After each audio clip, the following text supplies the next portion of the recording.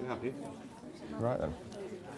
Right, well, welcome everybody, and thanks very much for coming to this. Is the first of our Tuesday afternoon conversations about journalism and current issues in journalism. We're very happy to welcome Chris Brown from Bristol 24/7. And Chris, you were just telling me about what you've been doing. Yeah, well, I was going to say I came along. I've got nothing prepared for you because I didn't have the time, which is kind of the drawback of being an entrepreneurial journalist. Last night, when I should have been producing a speech for you, I was putting together an email database of PR clients in the city who I'm going to be able to send some email marketing material through so that I can maybe bring in some more advertising and some more sponsorship. Then once I'd finished doing that, I sent a long email off to a friend who I've been working with for the last 6 months since I started up, putting a little proposal together that he might want to come into some kind of partnership with me to build the business up. Then this morning, when I might have had a bit of time to come up with a speech, I was doing some news stories and some content for the site, not to mention then also getting in touch with a PR client who I'm going to be doing some web design for.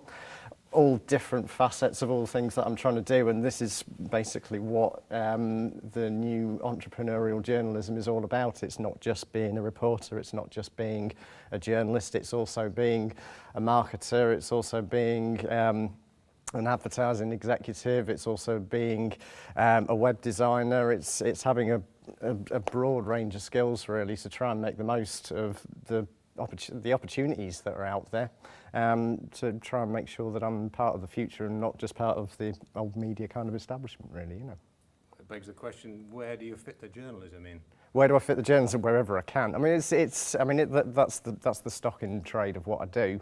And I've got plenty of people, sort of happy band of volunteers out and about in the city who are helping me out there, from the previous colleagues from the Western Daily Press, other people who have got in touch with me having heard about my site and think, yeah, I wouldn't mind getting involved in this.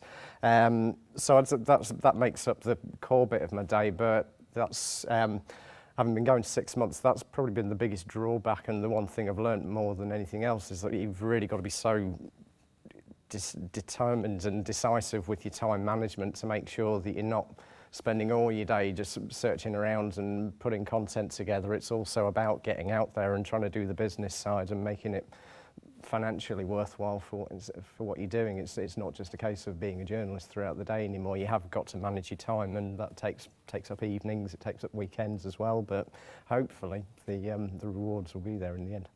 Tell us about Bristol 24/7 then. What are you trying to do with it? What's the unique selling point of this website? The aim of it has always been to be the first port of call for people in Bristol to find out information that will help them live their lives in Bristol, whether that's news, sport, advice, information on where your local GP is, what's going to be on at the local cinema,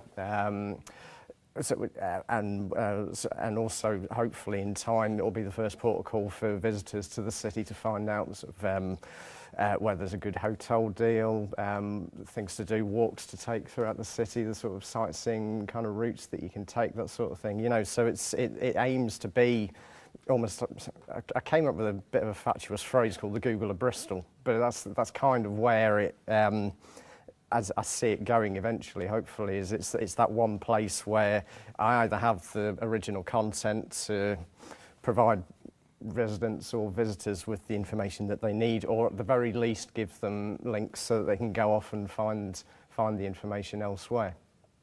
That's what a local paper used to be. Exactly. Yes, exactly. But because it's so easy to publish now, I mean, it's so low cost. And it's so easy to manage and add and edit content on a site like this. It's something, and obviously as well, there's no space constraints, there's no distribution cost. You don't need to worry about having a 200-page paper anymore and having to get that out and about into the shops and at the train stations and what have you.